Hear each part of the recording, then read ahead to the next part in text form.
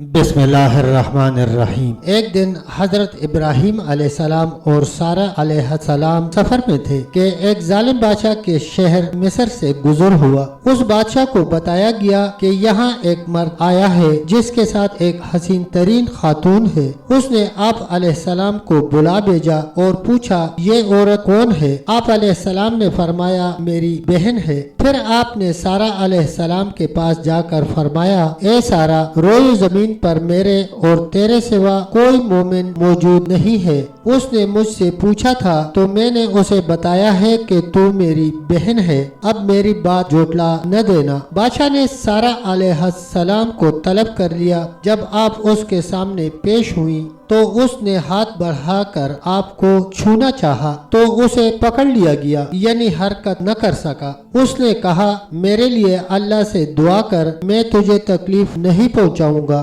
انہوں نے دعا کی تو وہ ٹھیک ہو گیا۔ اس نے پھر آپ کو چھونا چاہا تو پہلے سے زیادہ سخت گرفت میں آ گیا۔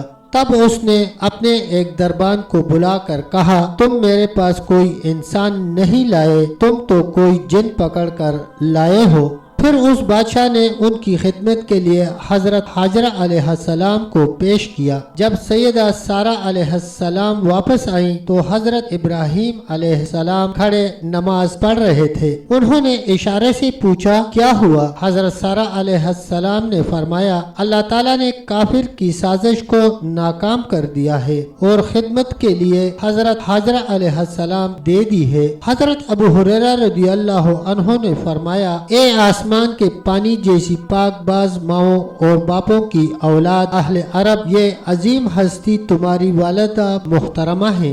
حضرت ابو ہریرہ رضی اللہ عنہ سے روایت ہے کہ رسول اللہ صلی اللہ علیہ وسلم نے فرمایا حضرت ابراہیم علیہ السلام نے 3 مواقع کے سوا کبھی جھوٹ نہیں بولا۔ ایک جب انہیں بتوں کی طرف بلایا گیا تو انہوں نے فرمایا میں بیمار ہوں۔ نمبر 2، یہ کام ان کے اس بڑے سردار بت نے کیا ہے۔ اور نمبر 3، سارہ علیہ السلام کے بارے میں فرمانا کہ یہ میری بہن ہے۔ حضرت ابراہیم علیہ السلام ایک شہر مصر میں داخل ہوئے جہاں ایک ظالم بادشاہ حکمران تھا۔ اسے بتایا گیا کہ آج رات ابراہیم علیہ السلام ایک عورت کے ساتھ آئے ہیں جو حسین ترین افراد میں سے ہے۔ بادشاہ نے بلا بھیجا اور کہا تمہارے ساتھ یہ عورت کون ہے؟ انہوں نے فرمایا میری بہن ہے۔ اس نے کہا اسے میرے پاس بھیج دو۔ آپ علیہ السلام نے انہیں بھیج دیا اور فرمایا میری بات کی تکذیب نہ کرنا، میں نے اسے بتایا ہے کہ تم میری بہن ہو۔ حقیقت یہ ہے کہ زمین پر ہم دونوں کے سوا کوئی مومن موجود نہیں۔ جب سارہ علیہ السلام بادشاہ کے پاس پہنچی تو وہ آپ کی طرف بڑھا تو آپ علیہ السلام نے وضو کر کے نماز پڑھی اور دعا کرتے ہوئے کہا یا اللہ تجھے معلوم ہے کہ میں تجھ پر ایمان لائی ہوں اور اپنے جسم کو اپنے خاوند کے سوا ہر ایک سے محفوظ رکھا ہے، اب اس کافر کو مجھ پر مسلط نہ فرمانا۔ بادشاہ کی سانس بند ہو گئی حتیٰ کہ وہ پاؤں مارنے لگا۔ حضرت ابو ہریرہ رضی اللہ عنہ فرماتے ہیں حضرت سارہ علیہ السلام نے فرمایا یا اللہ اگر یہ مر گیا تو لوگ کہیں گے اس نے اسے قتل کر دیا ہے۔ تب وہ اس عذاب سے چھوٹ گیا۔ اس کے بعد وہ دوبارہ آپ کی طرف بڑھا۔ آپ نے پھر وضو کر کے نماز پڑھی اور کہا یا اللہ تجھے معلوم ہے کہ میں تجھ پر اور تیرے رسول پر ایمان لائی ہوں اور اپنے جسم کو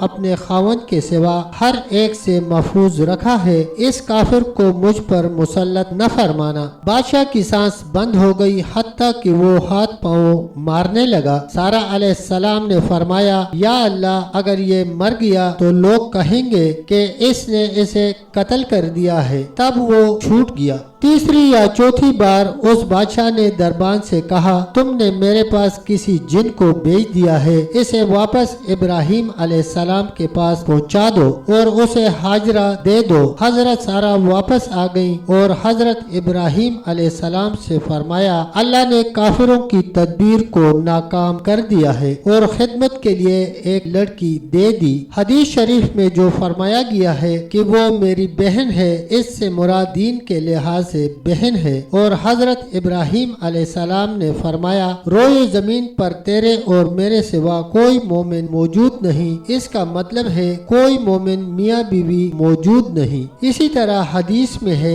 کہ جب وہ واپس آئے تو حضرت ابراہیم علیہ السلام نے فرمایا کیا بنا؟ تو انہوں نے فرمایا اللہ نے کافروں کی تدبیر کو ناکام بنا دیا ہے اور خدمت کے لیے باندھی دی ہے۔ جب سارہ علیہ السلام کو بادشاہ کے پاس لے جایا گیا تو حضرت ابراہیم علیہ السلام اسی وقت اٹھ کر نماز پڑھنے لگے اور اللہ تعالیٰ سے دعائیں کرنے لگے کہ وہ آپ کی اہلیہ کو محفوظ رکھے اور جس شخص نے آپ کی اہلیہ کے بارے میں بری نیت کی ہے اس کے شر سے بچا لے۔ یہی کام حضرت سارہ نے کیا جب اللہ کے دشمن نے ان کی طرف ہاتھ بڑھانا چاہا اور انہوں نے فوراً اٹھ کر وضو کیا اور نماز پڑھ کر مذکورہ بالا دعا مانگی۔ اسی لیے اللہ تعالیٰ نے فرمایا صبر اور نماز کے ذریعے سے اللہ کی مدد حاصل کرو۔ چنانچہ اللہ تعالیٰ نے حضرت سارہ علیہ السلام کے شرف کو بھی محفوظ رکھا اور اپنے بندے، اپنے رسول، اپنے پیارے